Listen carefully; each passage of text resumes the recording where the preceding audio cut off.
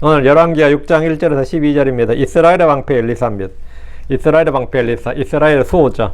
왕이 이 국방을 책임지죠, 원래. 왕조국가에서 왕이 책임져야죠. 근데 이스라엘의 방패, 이스라엘의 수호자는 누구였냐면 왕이 아니라, 요람이 아니라 엘리사였다, 이거예요. 엘리사였다, 이거. 예언자 엘리사가 이스라엘의 방패였다. 이스라엘 지키는 방패였다. 열왕기 6장 12절 말씀 같이 읽죠. 그의 신하 중 한 명이 이르되 내 주 왕이여 아무도 그렇지 아니하나이다. 오직 이스라엘에 있는 예언자 엘리사가 왕께서 침실에서 하신 말씀이라도 이스라엘 왕에게 고하나이다. 그러니까 비밀이 없다 이게. 엘리사에게 숨길 수 있는 비밀이 없다. 왕이 침실에서 은밀히 말하든 생각하든 이것까지도 다 들통난다. 우리는 첩보전에서 완전히 밀린다 이거예요. 이스라엘은 우리의 모든 계획을, 작전을 다 알고 있다 이거. 그래서 이스라엘의 방패 엘리사 때문에 우리가 군사작전을 수행할 수가 없다. 이 말이죠. 이스라엘 방패 엘리사는 참 기도합시다. 위대하시고 우리가 유하나님 감사합니다. 하나님께서 우리의 참 큰 방패요 작은 방패가 되셔서 감사합니다. 주를 신뢰한 자는 누구나 주님께서 내가 너의 방패니라 하신 주의 말씀을 듣습니다. 사랑아버지 하나님, 이 시간 참 또 이 선포되는 말씀이 성도들에게 은혜가 되게 해주시고 또 큰 깨달음이 있게 해주시고 복이 되게 해주시길 간구합니다. 주의 성령을 통해서 말씀이 모든 호로의 마음에 임하게 해주시고 또 이 돌판에 율법이 새겨진 것처럼 주의 성령을 통해 저희 마음판에 이 말씀이 기록되게 해주시기를 간구합니다. 전능하신 하나님께서 무엇보다 저에게 주실 것 중 하나가 주의 영을 충만케 해주신 것과 더불어 주의 말씀을 마음에 가득히 쌓이게 해주시는 것입니다. 아버님, 저희가 말씀을 받게 해주십시오. 잘 듣게 하시고 잘 믿게 하시고 잘 순종하게 해주시길 원하며 또 이 일을 통해서 저희가 주님께 영광을 돌리게 해주십시오. 감사드립니다. 주의 성교답니다. 아멘. 오늘 전할 말씀은 이스라엘의 방패 엘리사입니다. 하나님의 예언자 엘리사는 단순히 주의 말씀을 선포하는 예언자로서의 활동만 한 것이 아닙니다. 그는 이스라엘을 순회하면서 백성들을 돌봐왔고 이스라엘 왕국을 외적으로부터 적들로부터, 주변 왕국들로부터 지키는 일을 했습니다. 이스라엘 역사에서 하나님은 항상 위기 때마다 특별한 일꾼들을 세우셔서 그의 백성을 보존하셨습니다. 사사시대에는 사사들을 구원자를 시켰고 왕정시대에는 예언자들을 세우셔서 타락한 왕들과 백성들을 꾸짖고 외부의 적들로부터 이스라엘을 지키게 하셨습니다. 이전에 사사들이 민족을 구원하고 지키는 방패였듯이 예언자 엘리사 역시 이스라엘을 지키는 방패였고 이스라엘의 수호자였습니다. 소위 말하는 수호신이란 말을 쓰는데 수호신이 다른 게 아닙니다. 이스라엘의 수호신은 하나님이고 그 대리자 하나님께서 세우신 수호자 누구냐? 엘리사였다. 사사들은 단순히 군사적 지도자가 아니라 영적 구원자들이었습니다. 그들은 이스라엘이 죄를 지어 외적의 압제 아래에 있을 때 하나님의 부르심을 받아서 백성들을 회개시키고 원수들로부터 해방시킨 구원자들이었습니다. 사사 온니엘은 메소포타미아의 압제에서 이스라엘을 구원했고 에훗은 왼손잡이로 모압왕을 암살하고 민족을 구원했고 삼갈은 소모는 막대기로 필리스틴을 물리쳤습니다. 드보라, 바락, 사사, 기드온, 입다, 삼손은 모두 민족의 구원자요 해방자요 방패였습니다.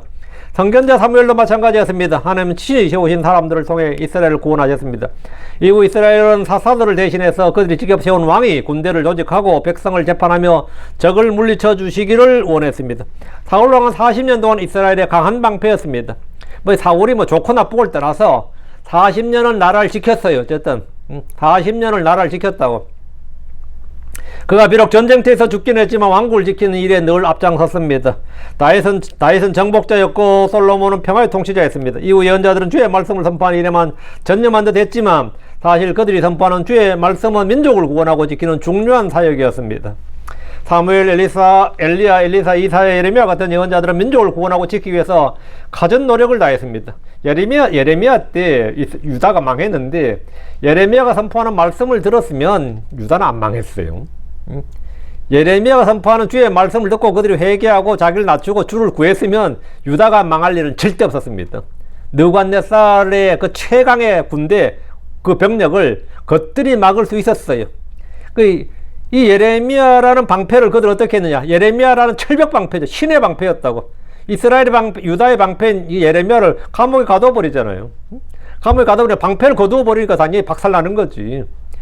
예레미야는 이스라엘을 지키는, 유다를 지키는 방패였다고요. 근데 그들은 그런 방패를 못 죽여서 안달을 내니 유다가 어떻게 견딜 수 없는 거예요. 예루살렘의 굳건한 성벽이 유다를 지키는 게 아닙니다.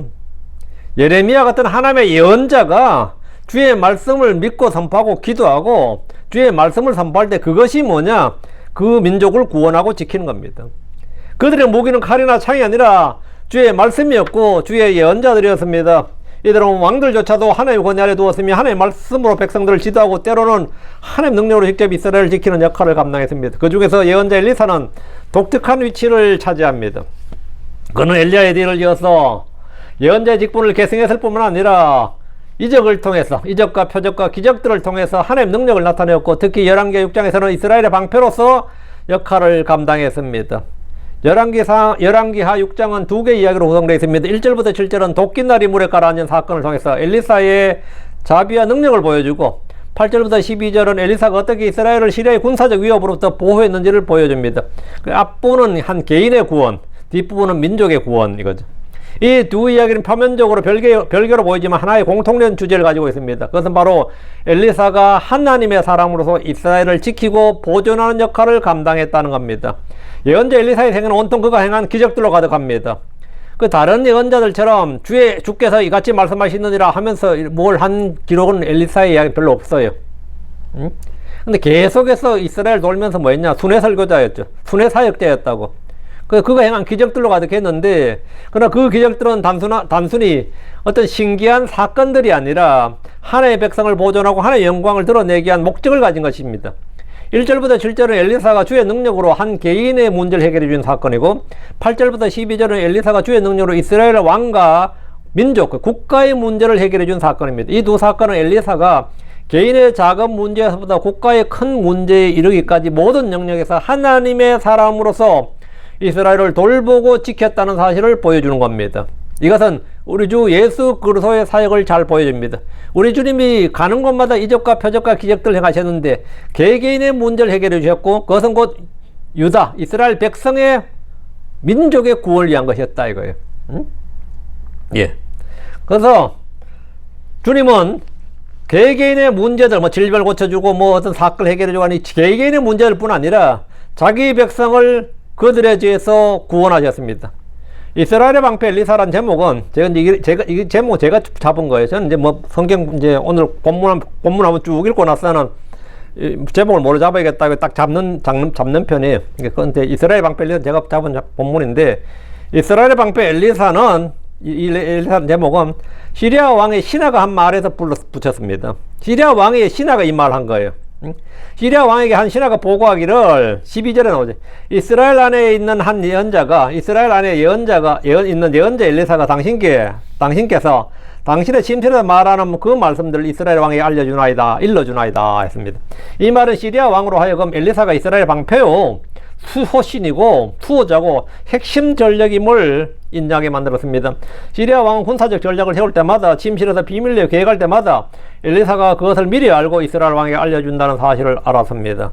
이것은 단순한 정보 누설이 아니었다. 이것은 초자연적인 지식이었고 하나님의 보호하신 은혜였다 이 말입니다. 하나님 엘리사를 통해 이스라엘을 지키셨고 예언자 엘리사는 하나님께서 이스라엘을 위해 세우신 살아있는 방패였습니다. 한마디로 신의 방패였다 이 말입니다. 그럼 우리의 방패는 누굽니까? 여러분의 방패가 누구예요? 우리의 방패는 누구냐고. 우리는 수많은 적들의 화살, 수많은 공격, 뭐 혀의 화살부터요. 입술의 채찍, 혀의 화살, 말의 채찍이라고 그러죠. 그런 것부터 시작해서 우리는 수많은 사실 모함과 험담과 비난과 욕설과 저주와 정죄와 오해와 가진 질시를 받아야 안 받아요? 받습니다. 저도 받고 있습니다. 지금도 받고 있고 받는데 그러면 뭐 그거 다 맞고 있으란 말이에요. 어떡하라고. 방패가 있어야 될까? 방패가 든든한 방패, 산성, 피난처, 요새, 망대가 있어야 될 거 아닙니까? 우리의 방패가 누구냐? 하나님입니다. 그분은 하나님은 두려워하는 그 가나안 땅에서 홀로잖아요. 아브라함은 홀로 히브리인이었어요. 홀로 히브리인이었다. 가나안 땅에서. 가나안은 함족의 땅입니다. 함족의 땅에서 갑자기 이민 온 아마 떠돌이란 말이죠. 그 당시 아브라함 떠돌이라고 거기는. 그 떠돌인데 얼마나 무서웠겠어요. 응? 그때 주님께서 하신 말씀이 두려워하는 아브라함에게 창세기 15장 1절에 아브라함아 두려워하지 말라. 나는 내 방패요. 너희 지극히 큰 보상이니라. 나는 내 방패요. 내가 너를 지킨다 이거예요. 응? 히위 족속 사람도 있고 여기 가나안 족속들이 쫙 있지만 내가 너를 지킨다. 응? 내가 널리 나는 내 방패요 했습니다. 나는 내 방패. 시편에서 다윗은 반복해서 주 하나님이 나의 방패요, 큰 방패요, 작은 방패라고 노래했습니다. 여러분 시편에 보면 방패란 말이 계속 나옵니다. 주는 나의 방패시요. 주는 나의 방패시요.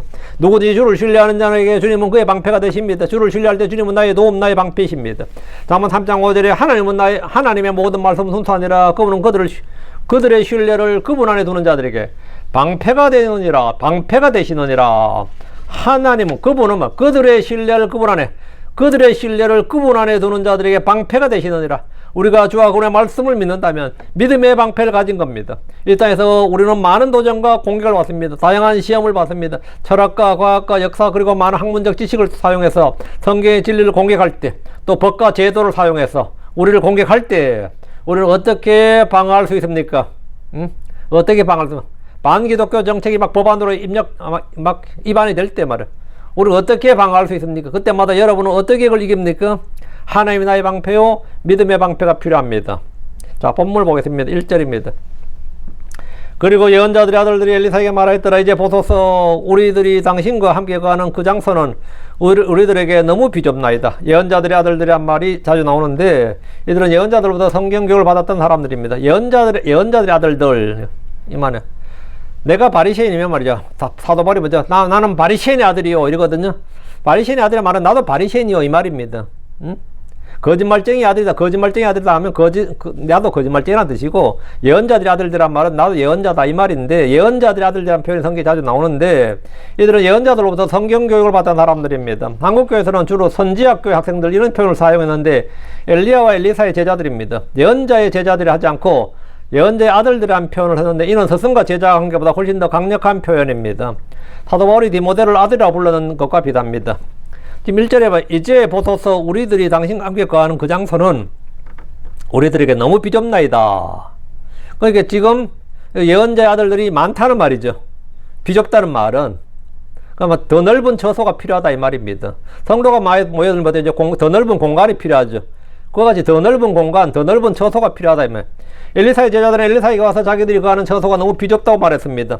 엘리사는 당시 길갈이나 여리고 등에서 제자들 가르치며 일종의 학교를 운영했습니다. 그들이 함께 거하는 곳은 예배와 기도와 학습의 장소였고 주의 말씀을 공부하는 곳이었습니다. 모세오경을 비롯해서 성경을 체계적으로 배우고 전수할 필요가 있었기 때문입니다. 우리들에게 너무 비좁다. 이 말이 참 많은 걸 함축하는 말이죠. 우리들에게 너무 비좁다. 이 말은 제자들 수가 증가했음을 뜻합니다. 제자가 없었으면 비좁을 일이 없죠. 제자가 증가했다는 거죠. 제자가 증가했다. 엘리사의 명성이 높아지고 엘리야를 잇는 하나님의 사람으로서 이스라엘의 자리를 잡아들 때, 인정받았을 때 많은 사람들이 그에게 몰려들었고 그들이 거하던 처소가 비좁을 정도였습니다. 이 일은 당시 이스라엘의 사회적 영적 분위기를 반영합니다.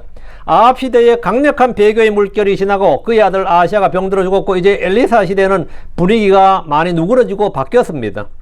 지금도 여전히 이세벨이 막구에서 권력을 잡고 있었지만, 여호람 시대에 이스라엘은 탈유대교, 반유대교적 적대적 분위기에서 많이 돌아섰습니다. 엘리야와 엘리사랑 강력한 예언자의 출현 역시 예언자의 아들들이 늘어나는 계기가 되었습니다. 2절, 우리가 주께 간구하오니 우리를 요르단으로 가게 하사 거기에서 각 사람이 하나의 들보를 취하여 우리들이 거할 수 있는 한 장소를 우리를 위하여 거기에서 만들게 하옵소서. 이에 그 응답하였더라. 너희는 갈지어다. 좋다. 건축해라 이거예요. 새로 짓자.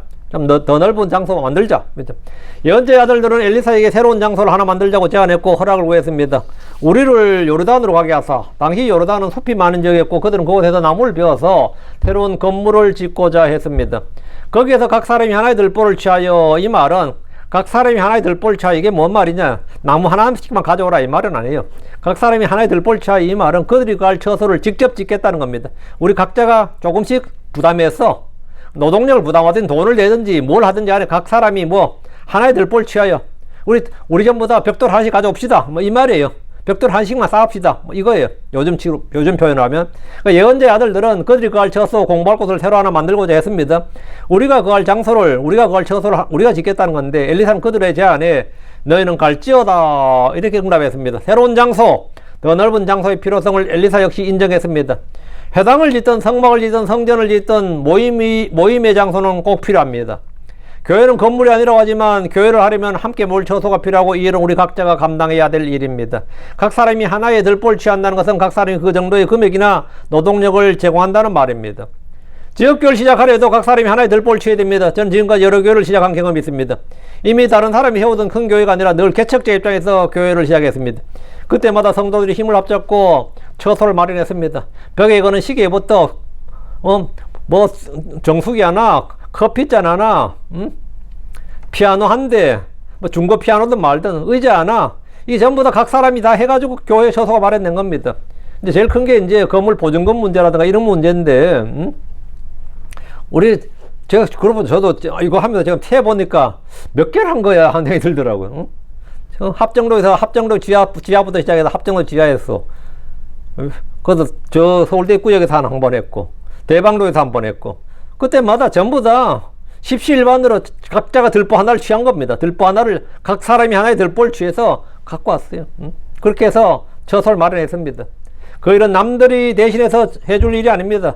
우리가 모이고 기도하고 우리가 모이고 기도하고 예배를 드릴 처소, 교제할 공간은 우리 각 사람이 하나의 들보를 취해야 됩니다.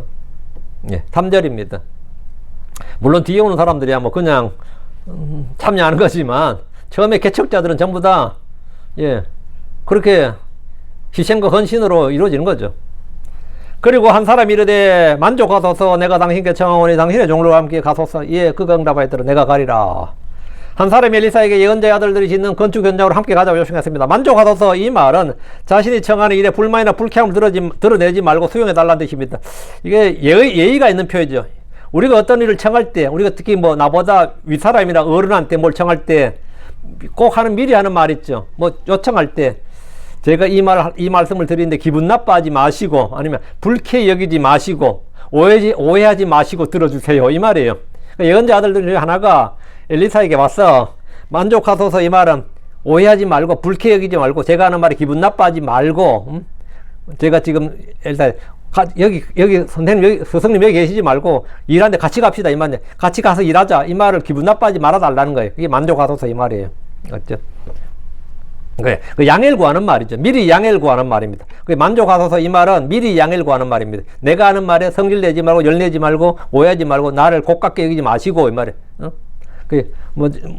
어떤 집에 누가 가는데 목사님도 같이 가시죠. 근데 같이 가자고 하기 좀 그러면 목사님 혹시 오해하지 마시고 같이 갑시다.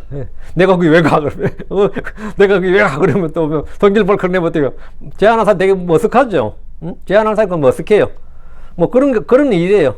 같이 하시죠. 난 그거 안 해요. 난 안 해요. 이래버려도 황당한 말인데, 엘리사에게 만족하소서, 한 살이 이르되 만족하소서 내가 당신께 청하오니 이 말이 한국식 표현하면 딱 와닿죠. 이 성경적 표현은 만족하소서 하니까 약간 안 와닿을 수 있는데, 특히 아래 사람이 윗사람이 뭔가를 요구할 때 사전에 이런 말을 하는데, 어떤 사람이 엘리사에게 뭔가를 요청하는데 좀 약간 신뢰가 되는 거죠. 같이 가서 건축 현장에 같이 가자. 여기 앉아 계시지 말고 제자들이 지금 일하고 있는데 같이 가서 일하자 이 말이에요. 그러니까 이 말 하는 건데, 뭔가를 요청하기 전에 만족하소서라고 한 것은 예의를 차리는 표현입니다. 내가 당신께 청하오니 당신의 종들과 함께 가소서. 그러니까 우리가 나무배일 텐데, 나무배로 갈고 일하러 갈 텐데, 엘리사도 같이 가자고, 같이 가서 같이 하자 이 말이에요. 함께 가소서. 건축 현장에 제자들만 보내서 그들에게 모든 일을 다 하게 하지 말고 예언자 엘리사가 같이 가서 감독하고 동력해 달라는 요청입니다. 하나의 종 엘리사가 그들과 함께 있으면 그들이 나무를 베고 처소를 마련하는데 큰 힘이 될 겁니다. 엘리사는 그 말 듣자 에이 뭐 내가 뭘 가, 너희들끼리 해 이러면 되는데, 안 그러면 내가 가리라 이렇게 즉답을 했습니다. 나도 가지. 그럼 가지. 나도 할게 이거예요. 나도 참여자가 되겠다 이거예요. 엘리사는 함께 가자는 말에 기꺼이 동의했습니다. 엘리사는 군림하는 목자나 스승이 아니라 섬기는 사람이었습니다. 엘리사는 자기의 위신을 세우기 위해서 제자들이 일하는 것을 바라보기만 하지 않았습니다. 대신 그는 그들과 함께 가서 일했습니다. 이는 우리 주님이 가장 큰 본을 보였습니다. 주님 우리가 있는 곳에 늘 함께 계시고 함께 일하십니다. 주님은 우리가 계신 곳에 늘 함께 계시고 함께 일하신다. 양떼가 있는 곳에 목자가 있다. 그죠? 마찬가지로 내가 있는 곳에 그곳에 주님이 계신다. 주님은 결코 우리를 떠나거나 버리지 않습니다. 히브리서 13장 5절에 내가 결코 너를 떠나지 아니하고 너를 버리지 아니하리라. 주님의 사랑은 모성애보다 부성애보다 훨씬 더 큽니다. 시편 27편 10절에 내 아버지와 내 어머니가 나를 버릴 때 그때 주께서는 나를 들어 올리시리다. 하나님의 사랑은 어떤 사람의 사랑과도 비교할 수 없습니다. 4절입니다. 그리하여 그가 그들과 함께 갔더라. 그리고 그들이 요르단에 이르렀을 때 그들이 나무를 베었더라. 엘리사는 그들과 함께 요르단으로 갔습니다. 엘리사는 제자들이 일하는 곳으로 갔고 그들이 나무를 베는 걸 보았습니다. 예언자의 아들들은 나무를 베었는데 그들은 자기들이 갈 처소, 주의 율법을 배우고 공부하는 처소를 직접 짓고 자기들의 손으로 마련한 겁니다. 이들이 훗날 성경을 필사하는 서기관이 되고 율법을 강론한 율법사들이 됩니다. 제사장들은 레이지파의 몫이었지만 예언자의 아들들은 누구나 원하는 자들이 될 수 있었습니다. 그들이 나무를 베었더라. 예언자 아들들이 11조를 받거나 다른 사람들로부터 후원금을 받아서 생활한 것이 아니라 자기 손으로 직접 일을 해야 했습니다. 이는 오늘날 신학교에서 수업을 듣고 목사나 선교사가 되겠다고 하는 이들이 스스로 생업을 해결해야 하는 것과 같습니다. 엘리야나 엘리사의 시대에 이스라엘에서 예언자 아들들은 특별한 지위나 신분이 아니었습니다. 그들은 스스로 땀 흘려 일을 해야 됐고 그리고 성경을 공부해야 됐습니다. 오늘날 크리스천들 역시 각자 자신의 손으로 일해서 궁핍한 자들을 돕고 형제들을 돕고 섬기는 일을 해야 됩니다. 누구든지 구제와 선행을 하려 하면 주님 그가 하는 일에 복을 주십니다. 고린도서 9장 10절 11절에 이제 씨를 뿌린 자에게 씨를 공급하시는 그분께서 이제 씨를 뿌리는 자에게 씨를 공급하시는 그분. 여러분이 막 헌금을 하려고 그래. 누굴 후원하고 지원하려고 그래. 있어야 할 거 아니에요. 내 먹을 것도 없는데 뭘 후원을 해. 내 먹을 것도 없는데. 근데 씨를 뿌리는 자에게 뭘 공급한다고요? 씨를 공급하시는 그분께서 너희의 양식으로 빵을 공급하시고 너희가 뿌린 씨를 번성하게 하시며 또 너희의 의의 열매들을 늘어나게 하시느니라. 주님이 그걸 하신다고요. 주님이. 그 여러분이 이걸 해보면 알아요. 해보면 나는 하니까 어디서 자꾸 공급이 온다 이거예요. 공급이 온다. 너희가 모든 일에서 부유하게 되어 모든 후한 선물을 넘치게 함으로 그것이 우리를 통해 하나님께 감사를 드리게 하느니라. 성도들이 선을 향하고 의를 뿌리고자 하는 소원 거지가 있다면 그에게 필요한 씨와 열매는 주님이 공급하시고 그것은 주님이 늘어나게 하십니다. 나 혼자 먹고 살기도 힘들다고 생각되신다면 선을 향하고 나누어주는 일을 해보십시오. 부족과 궁핍이 풍족함으로 바뀔 겁니다. 히브리 13장 16절에 오직 선을 향하는 것과 나누어준 것을 잊지 말라. 이는 하나님께서는 그러한 희생을 매우 기뻐하시기 때문이니라. 해보세요 한번. 해봐요. 지금과 같은 고유가 시대에 인플레 시대에 직장을 구하는 일이 힘든 시대에 우리는 더욱더 선을 하고 나누어 줌으로써 주의 은혜와 복을 받아 살 수 있습니다. 5절 그러나 한 사람이 목재를 베고 있었을 때 그 도끼 날이 물속으로 떨어졌더라. 이에 그가 소리질러 이르되 아 슬프나이다 주인이여 이는 그것이 빌려온 것이었기 때문이라. 자기 것이 아니라는 거죠. 빌려왔다는 말은 뭐죠? 물어줘야 된다는 거예요. 나무를 베던 한 사람의 도끼 날이 물속으로 떨어졌습니다. 톱이나 도끼가 없으면 나무를 벨 수가 없습니다. 일하던 사람의 도끼 날이 물속으로 떨어졌다는 것은 예기치 않은 사고였습니다. 일을 하는 현장에서는 늘 사고가 발생하기 마련입니다. 건축 현장에서는 사고가 많아요. 아무 일도 하지 않으면 아무 사고도 없습니다. 그러나 부지런히 일하는 사람들은 여러 가지 사건, 사고가 터집니다. 이스라엘에서 도끼는 매우 귀한 도구였습니다. 특히 빌려온 도끼라면 반드시 배상해야 됩니다. 이에 그가 소리질러 이르되 아 슬프나이다 주인이여. 근데 이 말만 딱 들어도 이 일하는 예언자 아들 이 매우 가난하다. 이 도끼 값을 물어주기가 만만치 않다는 것을 딱 느낄 수 있는 거죠. 아니면 이런 말을 할 필요가 없죠. 아 슬프나이다 이 말에서 그의 경제 사정을 다 볼 수 있는 겁니다. 이 절규는 도끼 날 잃어버린 사람의 고통을 보여줍니다. 물에 빠진 도끼는 그에게 단순히 도구를 잃어버린 것이 아니라 배상의 책임을 느끼는 일이었고 이 일은 그가 감당하기 어려운 정도인 것으로 보입니다. 예언자 아들로서 그가 하는 일을 아들로서 그가 일을 하다 손해를 당했습니다. 이거 누가 배상을 할 것인가? 누가 배상을 할 것인가? 이는 그것이 빌려온 것이었기 때문이라. 이 한마디는 그가 가난했다는 사실을 보여줍니다. 그는 예언자 아들로서 도끼를 물어줄 정도의 돈이 없었습니다. 그는 자기 도끼가 없어서 남의 것을 빌렸었는데 그걸 사고로 빠뜨려버린 겁니다. 이 일은 그의 잘못이라 할 수도 없는 일이었지만 책임은 온전히 그의 몫이었습니다. 이게 참 미치고 한장할 노릇이죠. 굳이 나의 잘못이라 할 수는 없는데 책임은 오롯이 나의 몫이 될 때 나는 선한 일을 하고 좋은 일을 한다고 했는데 그 피해를 온전히 내가 다 감당해야 돼. 욕은 내가 다 안 먹어야 돼. 어때요?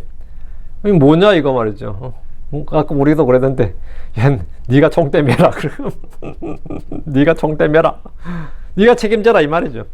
간혹 우리는 선을 행하다가 손해를 보는 경우가 있습니다. 의를 행하다가 내가 다치는 경우도 있습니다. 교회 일을 하다가 몸이 상하기도 하고 재정적 손해를 보는 것은 물론이고 다른 사람들의 욕을 먹기도 하고 관계가 파괴되기도 하고 심지어 나는 잘한다고 잘했는데 그 일 때문에 교회 나가야 되는 일도 있습니다. 이런 황당한 일이 없는 거예요. 진짜 이게 뭐 이런 일이 다 발생하냐 이거죠. 이런 때는 실망을 넘어서 분노를 느낍니다. 이거는 막 실망이 아니라 분노를 느껴요. 그러나 우리가 진정으로 잃어버린 건 뭡니까? 우리는 하나님 주신 것들을 잃어버렸습니다. 이 예언자들은 도끼를 잃었다고 슬퍼하지만 오늘날 사람들이, 크리스천들이 잃어버린 게 뭐냐 이거죠. 하나님이 주신 구원의 복, 은혜, 성령, 기쁨, 평안, 영적인 복들을 다 잃어버리고도 슬퍼할 줄은 모릅니다. 우리는 하나님 주신 것들을 많이 잃어버렸습니다. 우리는 하나님께 빚을 지고 있는 빚진 자들입니다. 우린 사랑의 빚진 자요, 사랑의 빚진 자요, 복음의 빚진 자요, 은혜를 입은 자들로서 다 빚진 자들입니다. 그러면서 슬퍼하는 사람이 거의 없습니다. 이는 그만큼 영적 감각이 무뎌져 있기 때문입니다. 지금은 마음을 새롭게 할 때고 영을 새롭게 할 때입니다. 누군가가 잃어버린 것을 찾아줘야 됩니다. 이 예언자들이 잃어버린 도끼날을 누가 찾아주느냐? 엘리사죠. 우리의 잃어버린 걸 누가 찾아주느냐? 주 예수님이죠. 예, 6절입니다. 예, 그 하나님의 사람이 이르되 그것이 어디에 떨어졌느냐? 예, 그가 그에게 그 장소를 보여주었더라. 물이니까 여기죠. 요르단 강가에 있으니까요. 그리고 그가 막대기 하나를 베어 그것을 거기에 던졌더니 예, 그 쇠가 떠올랐더라. 예언자 엘리야의 다른 호칭은 하나님의 사람입니다. 그 하나님의 사람이 이르되 일자는 예언자가 이르되 뭐 아니면 엘리사가 이르되 아니고 뭐죠? 예언자 엘리야나 엘리사의 다른 호칭이 뭐냐면 하나님의 사람입니다. 하나님의 사람. 그 하나님의 사람은 가장 영광스러운 호칭이고 그의 권위와 직분을 보여줍니다. 엘리야와 마찬가지로 엘리사는 하나님의 사람이었습니다. 우리 모두 하나님의 사람들이요, 하나님의 아들들입니다. 엘리사는 그것이 어디에 떨어졌느냐 이렇게 물었습니다. 문제의 위치를 정확히 파악하는 것이 지혜의 시작입니다. 그게 어디서 떨어졌느냐? 너의 믿음이 어디서 떨어졌고 너의 사랑이, 첫사랑이 어디서 떨어졌는지, 너의 열정이 어디서 식었는지, 너희가 언제부터 교회를 안 나오고 언제부터 성경 안 읽기 시작했고 언제부터 기도를 안 하게 됐고 언제부터 교제가 끊어졌는지, 어디에서 떨어졌는지를 묻는 겁니다. 뭐 엘리사가 몰라서 묻는 거 아니라 하나님이 몰라서 묻는 게 아닙니다. 문제의 위치를 정확히 파악하게 하는 겁니다. 여러분은 그걸 알아야 돼요. 그것이 어디에 떨어졌냐, 어디에서 떨어졌냐, 어디에 떨어졌느냐 이거예요. 여러분은 지금 여러분의 그 열정과 하나님에 대한 첫사랑과 아니면 구원의 기쁨과 여러분 갖고 있는 그 영적인 선물들이, 영적인 복이, 아니면 여러분이 가졌던 그 권능이 지금 있습니까? 아니면 지금 잃어버렸습니까? 그럼 어디서 잃어버렸느냐고, 어디에 떨어졌냐? 우리도 잃어버릴 때 어디에 잃어버렸냐 몰라요. 그러면 난감한 거죠. 아, 그 교회 놔둔 것 같은데, 차 안에 있는 것 같은데, 아, 거기 있는데, 그러면 어떻게 돼요? 찾으러 갔죠. 이걸 한국 갔는데 어떤 분이 잘 놀고 와서 자기 모든 게 들어있는 가방을 놓고 와버린 거예요. 근데 어디서 나왔는지, 잃었는지 알았어. 그래서 금방 가서 찾아왔어요. 근데 만약에 몰라버리면 뭐 되죠? 난감한 거죠. 찾으러 갈 수도 없습니다. 몰라버리면 찾으러 갈 수도 없어요. 그것이 어디에서 떨어졌느냐. 문제의 위치를 정확히 파악하는 것이 지혜의 시작이에요. 도끼날을 떨어뜨린 사람이 엘리사에게 그 장소를 보여줬습니다. 우리가 볼 때 누군가 물속으로 잠수를 해서 도끼를 찾아야 할 것 같습니다. 그런데 엘리사는 막대기 하나를 베어서 그것을 거기에 던졌습니다. 참 황당한 일이죠. 이는 하나님의 능력을 보여주는 이적이었습니다. 막대기 자체가 쇠를 뜨게 하는 능력이 있는 것이 아니라 하나님의 능력이 그 막대기를 통해 역사하는 겁니다. 이 막대기 하나가 뭐냐? 주님께서 쓴물에도 주님께서 막대기를 하나 던졌겠죠. 그 뭐냐면, 예, 이거 바로 이 막대기가 십자가를 예표하는 겁니다. 이 막대기가 바로 십자가를 예표하는 거예요. 그 막대기 하나가 이적을 일으키는데 그건 뭐냐? 십자가를 예표하는 거예요. 엘리사는 마술이나 요술을 부린 것이 아닙니다. 그 쇠가 떠올랐더라. 쇠가 어떻게 떠오릅니까, 쇠가? 상식적으로나 자연과학적으로나 쇠는 물에 뜨지 않습니다. 쇠로 만든 배는 부력이라는 물에 뜰 수 있지만 작은 쇠 조각이나 쇠구슬은 절대 물에 뜨지 않습니다. 도끼는 소금의 농도가 짙은 소금바다, 사해바다에 던져져도 가라앉습니다. 그런데 그 쇠가, 그 도끼날이 떠올랐습니다. 이는 엘리사의 능력을 보여준 것이 아니라 엘리사를 통해 일하시는 하나님의 권능을 보여주는 겁니다. 하나님의 사람, 이어서 사람이 중요한 게 아니라 하나님이 중요하죠. 하나님의 사람의 능력이 아니라 하나님의 권능을 보여주는 겁니다. 하나님은 이적과 표적들을 통해 엘리사가 주의 종인 것과 하나님의 사람이요 예언자라는 것을 입증해 주었습니다. 신약에서 사도들은 왕국복을 선포할 때 따르는 표적들을 통해 주의 승을 선포하고 증언했습니다. 마가복음 16장 20절에는 사도들의 표적이 나오는데, 그리고 그들이 나아가서 모든 곳에 선포하였더니 주께서 그들과 함께 일하시며 따르는 표적들로 말씀을 확증해 주었더라. 따르는 표적들로 말씀을 확증해 주었다. 따르는 표적들로. 아멘. 엘리야와 엘리사를 엘리사는 따르는 표적들, 엘리사를 따르는 표적들은 그들이 선포하는 주의 말씀을 확증해 주었고 그들이 하나님의 사람임을 입증해 주었습니다. 엘리사는 이 기적을 통해 우리가 잃어버린 것을 하나님께서 자신의 종을 통해 회복해 주실 수 있음을 보여줍니다. 그것은 비록 불가능해 보이는 일일지라도, 있을 수 없는 일이라 보일지라도 하나님께는 문제가 되지 않습니다. 하나님께는 이게 문제가 되잖아요. 주 예수로서는 우리가 죄로 잃어버린 것을 모두 회복해 주시는 분입니다. 7절입니다. 그러므로 그가 이르되 너는 그것을 내게로 집올리라. 이에 그가 그의 손을 내밀어 그것을 취하였더라. 엘리사는 도끼가 물에 떠오르자 너는 그것을 내게 집어 올리라. 여기 언더라인. 너는 그것을 내게로 집올리라. 도끼를 띄워주신 분은, 물속에서 가라앉은 도끼를 띄워주신 분, 이거 하나님의 권능, 하나님이 이건 은혜며 값없이 주어진 은혜예요. 내가 뭘 해서가 아니라 하나님이 해주신 일이고, 그것을 내게로 집올리라. 집올리는 일은 누가 해야 되죠? 내가 할 일입니다. 그건 내가 할 일이에요. 아, 나 안 해 하면은 안 되는 거죠. 기적을 향하고 보여준 것은 엘리사입니다. 도끼를 물속에 빠뜨렸던 사람은 그 기적의 결과를 믿음으로 받아들이기만 하면 됩니다. 그가 한 일은 도끼를 물에 빠뜨리였습니다. 그가 한 일은 잃어버린 것이었어요. 그는 손해를 배상해야 될 책임으로 슬퍼했습니다. 그러나 엘리사는 값없이 그에게 도끼를 찾아 주었습니다. 이것은 전적인 은혜입니다. 하늘의 권능으로 이루어진 은혜의 역사입니다. 그러나 받는 것, 취하는 것은 그가 해야 될 일입니다. 우리의 구원과 생명과 복도 이와 같습니다. 하나님 우리에게 모든 좋은 것을 값없이 주십니다. 우리는 그것을 믿음으로 받아야 됩니다. 받는다는 것은 뭐냐? 예, 값없이 취하라. 예. 받는다는 것은 뭐냐? 믿는다는 거예요. receive, 받는다는 것은 영접한다. 받는다는 것은 뭐냐? 믿는다는 거. 믿는다는 것은 주께 오는 것이고, 오는 거 그건 뭐냐? 값없이 취하라. 취하라. 이 take죠. 취하라. 취하라. 주님은 돈도 없이 값도 없이 생명수를 취하러 하셨습니다. 생명수를 주시는 분은 주님입니다. 그것을 취하는 것은 내가 되립니다. 반석에서 물을 내시는 분은 주님입니다. 그 물을 마시는 것은, 취하는 것은 내가 됩니다. 만나를 내린 것은 주님입니다. 만나를 주어서 먹는 것은 내가 해야 될 일입니다. 우리는 주의 말씀에 따라 취하면 그것이 우리의 소유가 됩니다. 7절, 이에 그가 그의 손을 내밀어 그것을 취하였더라. 엘리사의 말대로 했다 이 말, 순종인 것. 이에 그가 그의 손을 내밀어 그것을 취하였더라. 이것은 만나를 집어먹는 것이나, 예, 반석에서 나는 물을 마시는 것이나, 생명수를 취하는 것이나 똑같은 겁니다. 이것이 순종입니다. 그는 손을 내밀어 도끼 나를 취했습니다. 값없이 주신 것을 받는 것이 믿음입니다. 잘 받는 것이 큰 믿음입니다. 잘 받는 것이 큰 믿음이에요. 하나님 우리를 위해 놀라운 일을 행하시지만 우리는 순종과 행동으로 응답해야 됩니다. 하나님 주시는 구원, 생명, 성령을 우리는 받아야 됩니다. 하나님은 우리를 위해 모든 걸 하셨지만 우리가 그것을 받지 않으면 우리는 그것을 소유할 수가 없습니다. 받지 않으면 소유할 수 없습니다. 8절. 이제 이야기 바뀝니다. 그때 시리아 왕이 이스라엘을 대적하여 전쟁을 일으켰더라. 그리고 그가 자기의 종들과 더불어 계책을 취하며 말하였더라. 이러이러한 곳에 나의 진영이 있으리라. 군사작전은 언제나 1급 보안, 1급 보안은 뭐 특급 보안이죠. 탑시크릿이다 말이죠. 그때 이 말은 시간적 전환을 보여줍니다. 이제 이야기는 한 개인적인 문제에서 국가적인 위기로 전환됩니다. 엘리사는 한 개인의 어려움만 해결해 줄 수 있는 예언자가 아니라 국가적 위기, 민족적 위기를 구원해 줄 수 있는 예언자로서 주 예수로서의 모형입니다. 주 예수는 개개인의 어떤 제 문제, 개개인의 질병이나 개개인의 사건, 사고를 해결해 주신 분이 아니라, 그것만 해결해 주실 수 있는 분이 아니라 이스라엘 유다 민족의 국가의 문제를 해결해 줄 수 있고 이 세상 모든 사람의 문제를 해결해 줄 수 있다. 세상의 구원자죠, 한마디로. 이 세상의 구원자다 이 말입니다.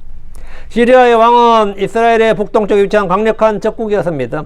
아합 왕 때도 시리아는 3번이나 이스라엘을 공격했습니다. 전쟁을 일으켰더라. 이 말씀은 그들이 의도적인 공격을 가했다는 말입니다. 시리아 왕은 이스라엘을 정복하고자 했습니다. 전쟁은 자국의 안정과 번영을 위한 불가피한 선택입니다.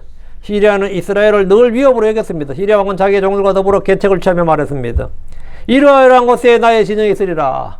전쟁을 위한 전술 전략을 짜고 군대 이동과 진영 배치를 확정했습니다.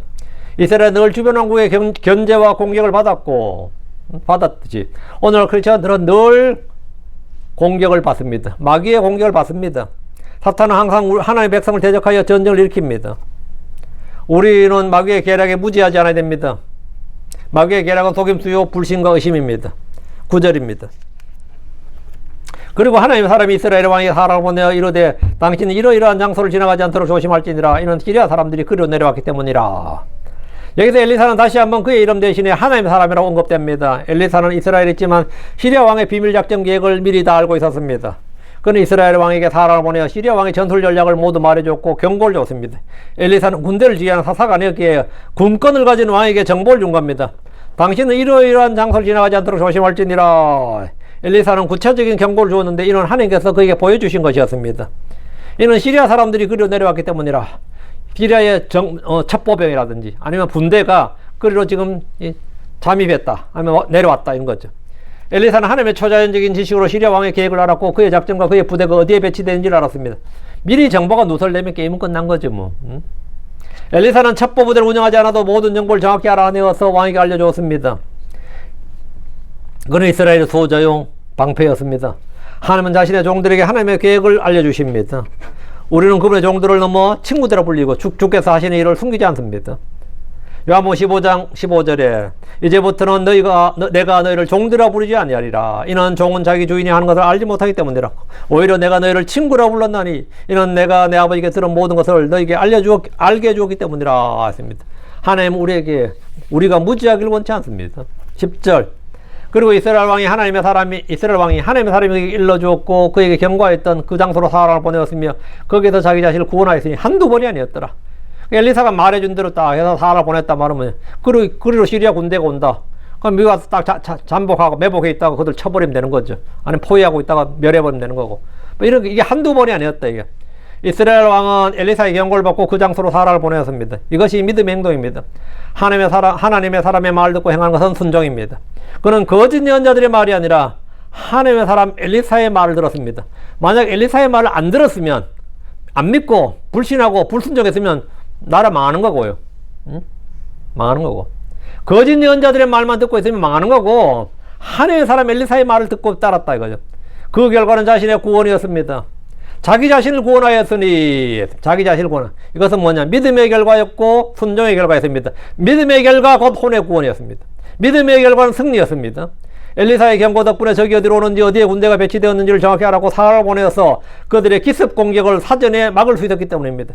엘리사의 경고대로 움직인 이스라엘 왕은 여러 번 자신을 구원할 수 있었습니다. 암살 작전이나 기습 작전 등을 미리 알고 대비할 수 있었기 때문입니다. 한두 번이 아니었더라. 이 말씀은 주 하나님의 반복적인 보호를 뜻합니다. 하나님은 지속적으로 이스라엘을 보호하셨습니다. 하나님 이스라엘을 구출하셨습니다. 그래서 우리는 악한 왕이라도 하나님의 말씀을 순종하면 구원을 얻는다는 사실을 볼 수 있습니다. 그가 비록 악한 왕일지라도 하나님의 종, 하나님의 연자, 하나님의 사람의 말을 들으면 구원을 받을 수 있다 이거예요. 어떤 죄인이라도 어떤 사악한 자나 불법자라도 하나님의 말씀을 듣고 믿고 순종하면 그는 자신을 구원할 수 있습니다. 그 이유는 누가 얻는가 이거예요. 그가 과거에 무슨 짓을 했느냐, 그가 어떤 악한 놈이냐, 그 인격과 성품이 중요한 것이 아니라 지금 하나님의 말씀을 듣고 믿고 순종하는 것에 달려 있습니다. 과거의 전력, 경력이 중요한 게 아니라 지금 그가 하나님의 말씀을 듣고 믿고 순종하면 그건 구원받는 겁니다. 그게 훌륭한 사람이에요. 과거에 어떤 일을 했느냐가 중요한 게 아닙니다. 11절입니다. 그러므로 시리아 왕의 마음이 이 일로 인하여 몹시 괴로웠더라. 예, 그가 자기의 종들을 불러 그들에게 말하였더라. 너희는 우리들 가운데서 누가 이스라엘 왕을 위하는지 내게 보여주지 아니하겠느냐. 간첩을 색출하라 이 말이에요. 우리 내에 간첩이 있다. 우리 내에 뭐가 있다? 더블 에이전트가 있다. 아니면 세작이 있다 이 말이에요.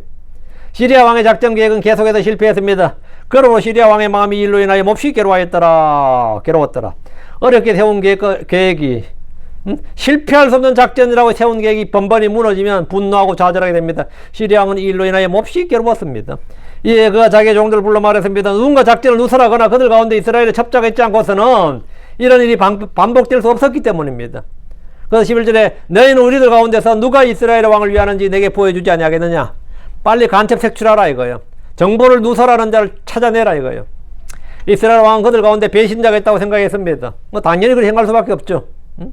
정보를 누설하는 간첩을 색출하는 겁니다. 그는 이스라엘에 하나님의 사람, 하나님의 예언자가 있다는 사실을 알지 못했습니다. 엘리사가 나만 장군의 나병을 고쳤을 때 이스라엘에 하나님의 예언자가 있다는 사실을 인정하고 알아야 했습니다. 그러나 시리아 왕은 하나님의 예언자가 병을 고쳤다고 해서 자신이 비밀리에 세운 작전 계획까지 모두 알고 있으려고는 전혀 생각하지 못했습니다. 하나님 우리의 마음보다, 우리의 생각보다, 우리의 상상보다 더 크신 분입니다. 하나님 불가능이었고 어려운 일이었고 알지 못하는 것이 전혀 없습니다. 하나님은 각 사람의 마음속 생각을 다 살피시는 분입니다. 12절 예, 그의 종들 중 하나가 이르되 나의 주여 오 왕이 아무도 아니니이다. 다만 이스라엘 안에 있는 예언자 엘리사가 당신께서 당신의 진필에서 말하는 그 말씀들을 이스라엘의 왕에게 알려주나이다. 한 사람이 이 상황을 정확히 알았어요. 이스라엘은 우리가 생각할 수 없는 상식밖에 한 인물이 있다. 한마디로 슈퍼맨 같은 사람이 하나 있다. 신비한 사람이 하나 있다. 그 누구냐? 하나님의 예언자 엘리사가 있다. 이 사람은 전에 그 능력으로 보면 전에는 나만 장군의 나병을 고쳤고 지금은 뭐냐? 왕의 계획을 미리 다 아는 사람이다. 시리아 왕의 종들 중 하나가 왕에게 말했습니다. 나의 주여 오 왕이 아무도 아니니다. 우리 중에 간첩이 있는 게 아니다. 우리 중에 배신자나 정보 누설자가 있는 게 아니다. 이거예요. 이 말은 왕의 종들 중에 배신자나 간첩이 없다는 말입니다. 시리아 왕의 종들 중 한 명이 이 일의 배후에 대해서 정확히 알았습니다. 다만 이스라엘 안에는 예언자 엘리사가 당신께서 당신의 진필에서 말하는 그 말씀들을 이스라엘의 왕에게 일러주나이다. 시리아에도 이스라엘 안에 있는 주의 종 엘리사의 능력을 아는 사람이 있었습니다. 문제는 그들 중에 있는 배신자가 아니라 하나님의 예언자였다. 이스라엘 안에 있는 하나님의 예언자였다. 이 이스라엘 안에 있는 하나님의 예언자를 제거하지 않는 한 우리는 승산이 없다. 이스라엘에는 신의 방패가 있다. 이스라엘은 그 나라를 지키는 하나님의 사람이 있다. 이거예요. 그 사람 이름은 엘리사다. 이거예요. 엘리사다. 예. 엘리사는 왕의 계획과 비밀을 물론이고 그의 생각이나 꿈까지도 능히 알아낼 수 있었으니 이는 그의 능력이 아니라 하나님의 계시로 주어진 지식 때문입니다. 요셉은 파라오의 꿈을 해석했습니다. 다니엘은 느부갓네살이 무슨 꿈을 꿨는지를 알아내고 해석했습니다. 이는 하나님의 전지전능하심을 보여줍니다. 우리는 주 앞에서 아무것도 숨기거나 감출 수가 없습니다. 오늘 우리가 다룬 본문은 하나님의 사람 엘리사가 개인적인 필요를 해결하는 자였고 또한 국가적 위기를 해결하는 자임을 보여줍니다. 이 두 역할은 하나님의 사람이 가져야 할 균형을 보여줍니다. 하나님의 사람은 작은 일에도 신실해야 되고 큰 일에도 하나님의 능력으로 대처할 수 있어야 합니다. 엘리사는 이스라엘의 방패였습니다. 그는 하나님의 말씀으로 이스라엘을 지키고 하나님의 능력으로 이스라엘을 보호했습니다. 오늘날 하나님의 사람들도 방패 역할을 감당해야 됩니다. 한국이나 미국을 지키는 사람은 정치인들이 아니라 하나님의 사람들입니다. 우리는 하나님의 말씀으로 하나님의 백성을 지키고 하나님의 능력으로 사탄의 공격을 막아내야 됩니다. 우리는 기도로, 말씀으로, 믿음으로, 하나님의 권능으로 하나님의 백성을 지켜야 됩니다. 그럼 이 교회를 지키는 건 누구겠습니까? 마찬가지로 믿음의 사람들, 하나님의 사람들입니다. 다른 게 아닙니다. 여러분의 개개인의 그 믿음의 기도가 누군가를 구원합니다. 이 교회를 지킵니다. 그것이 바로 방패가 된다 이 말입니다. 이는 우리의 사명이고 우리에게 주어진 귀한 특권입니다. 우리는 이 어두운 세상에 빛이요 방패가 되어야 됩니다. 이를 위해서 하나님께서 우리를 세우셨습니다. 예, 오늘 여기까지 하겠습니다. 기도합시다. 이스라엘의 방패 엘리사인데 참 저도 이 말씀을 전하지만 또 준비해도 전하지만 배우는 게 참 많아요. 저도 느끼는 게 많고 배우는 게 많고 여러분의 마음속에 이 한 가지 에피소드 성경에 나오는 기록들을 통해서 이런 것을 좀 많이 배우고 느끼길 바랍니다. 기도합시다. 위대하시고 거룩한 주 하나님 감사합니다. 하나님께 은혜 주셔서 주의 말씀을 선포했습니다. 선포된 모든 말씀들이 성도들에게 정확하게 잘 전달되게 하시고 배움과 교훈과 훈계를 받도록 해주시고 경고와 분복을 삼도록 해주시옵소서. 또 이 속에서 우리 주 예수 그리스도께서 행하신 일들 은혜와 권능을 맛보게 해주시옵소서. 사랑하는 아버지 하나님, 엘리사가 이스라엘의 개개인의 사람들의 문제를 해결해 줄 뿐 아니라 또 아버지는 어떤 곳엔 도시의 문제를 해결해 줬고 또 왕국, 국가의 문제, 민족의 문제를 해결했습니다. 마찬가지로 우리 주께서는 우리 개개인의 문제를 해결해 줄 뿐 아니라 온 세상의 죄를 제거하시는 하나님 어린 양이 되셔서 단번에 자신의 피를 흘리시고 자신의 생명을 내어놓으심으로 아버지 하나님 구원자가 되셨습니다. 사랑하는 아버지 하나님, 누구든지 그분의 말씀을 듣고 믿는 자는 또 그분의 말씀을 순종하는 자는 복을 받습니다. 이스라엘의 왕이 예언자 엘리사의 말을 통해서 여러 번 자신을 구원했던 것처럼 오늘날 많은 사람들도 주 예수로의 복음을 통해서 자신을 구원할 수 있습니다. 예수로의 복을 믿는 사람, 주 예수를 믿는 자는 구원을 받습니다. 주 예수를 믿으라 그리하면 내가 구원을 받으리라 이 말씀이 있습니다. 사랑하는 아버지 하나님, 믿는 자에게 주어지는 영원한 생명의 복, 또 은혜의 복이 있습니다. 아버지 하나님, 완악한 성도들이 잠시 이 시간 자신을 돌이켜서 믿음이 어디서 떨어졌는지, 하나님의 첫사랑과 열정이 어디서 떨어졌는지, 성경에 대한 사랑이 어디서 떨어졌고 또 기도에 대한 열정이 어디서 사라졌는지 이런 걸 다시 한번 돌이켜보고 회복할 수 있기를 원합니다. 엘리사가 물속에서 도끼 나를 떠올리게 했던 것처럼 우리 주님께서는 십자가에 못 박히신 그 몸으로 아버지 우리의 모든 문제들을 해결해 주셨습니다. 우리를 죄들로부터 씻겨주고 모든 불복을 사면해 주셨습니다. 그리고 우리를 의롭게 해 주셨습니다. 이제 주님 베푸신 은혜를 저희가 취하기를 원합니다.